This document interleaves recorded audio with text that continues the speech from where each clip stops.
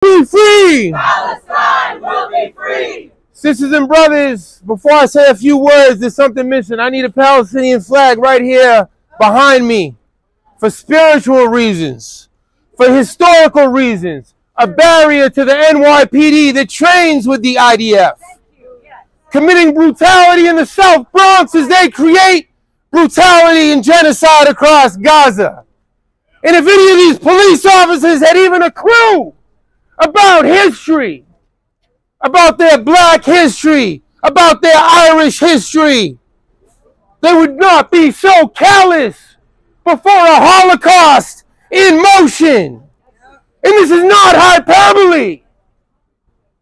45 days of systematic dehydration in a starvation campaign of 2.3 million people, 75% of whom were already refugees since 1948, when al-Nakba began with the razing of over 500 Palestinian villages.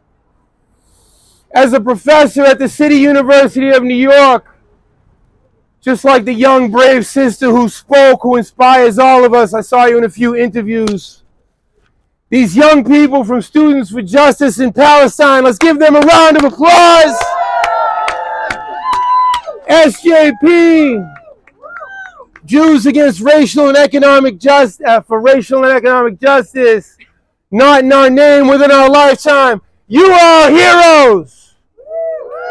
You are heroines. You are the anonymous working class heroes that John Lennon and so many others sang about. They want to dox us. Are we going to let them dox us? No. They want to silence us. Are we going to let them silence us? No. They want to intimidate us. Are we going to be intimidated? No. They want to censor us. Are we going to be censored? No. We may feel like a minority here in the United States, but look at the Jordanians. Look at the Turkish. Look at the vast masses of the Middle East, of Africa, of Sao Paulo, of Austin, Texas. Shout out to Harvard University and those brave students. The Columbia student. I never represented Columbia in my life, and look at me. And it's not for the bureaucracy, it's for those students. Zionism is a genocidal disease. It will stop at nothing. Study the sociology of Israeli society. For 45 days, we've been screaming and educating about a genocide in motion because we've studied history.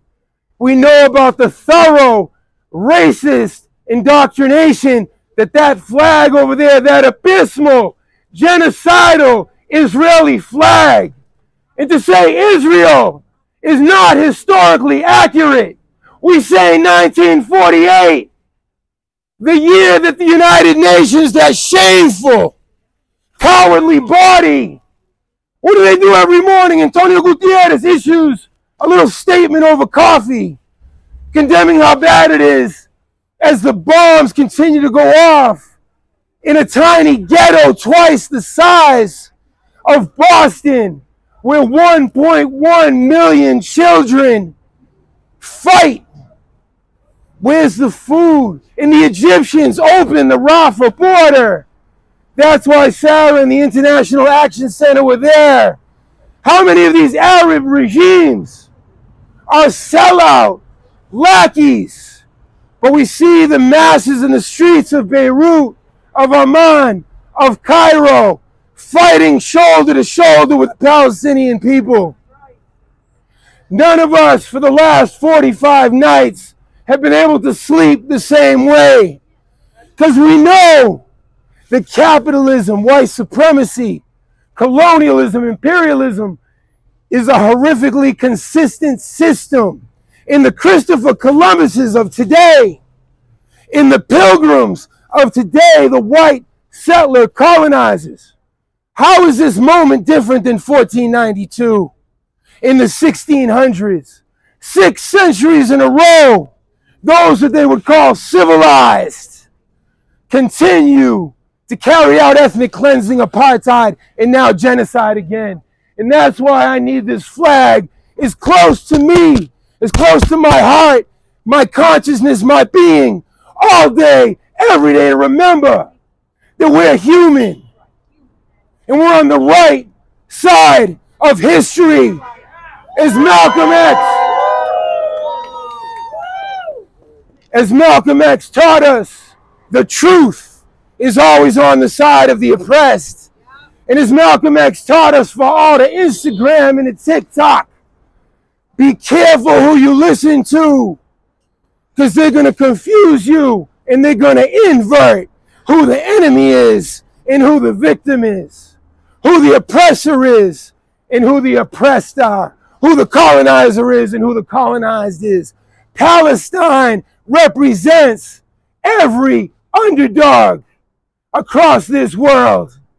Anyone who's ever been humiliated, anyone who's ever been spat upon, anyone who's ever been brutalized by this racist, cowardly NYPD that would rather give us tickets, summons, and lock us up because we don't have the $3 for the 5 train than to actually take a historical stance against genocide. As Malcolm X taught us, this is not a democracy. This is a hypocrisy. If there's any democracy at that, UN, show it to us and implement a ceasefire right now. I'm just going to end with a few words.